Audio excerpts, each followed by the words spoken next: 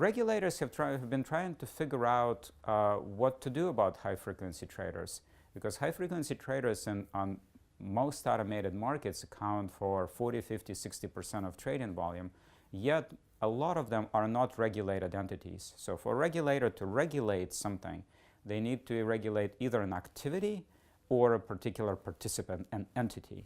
So in the case of high-frequency traders, most of them are proprietary traders. They do not use other people's capital.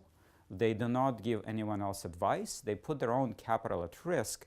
And so, in principle, many of them exist outside of the regulatory domain unless something big happens, like the flash crash. Flash events, and starting with the flash crash of May 6, 2010, are very, very large disruptive events and typically systemic events. They affect multiple markets. I am one of the authors of a seminal paper on the flash crash of May 6, 2010.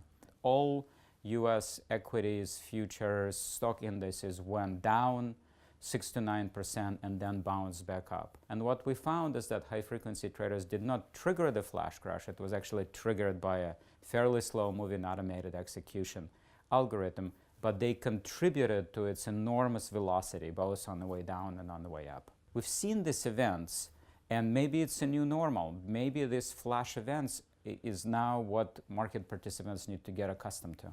So regulators have been experimenting a lot with what I call different measures. Speed bumps, minimum quote life type of requirements. Some regulators have approved having a particular latency buffer. Exchanges themselves had also been experimenting with different latency measures and safeguards. My suggestion and my research is to provide more latency transparency. If latency is as important as prices and quantities, market participants really need to understand how time moves in these financial markets before regulators could actually go and regulate it and establish a level playing field.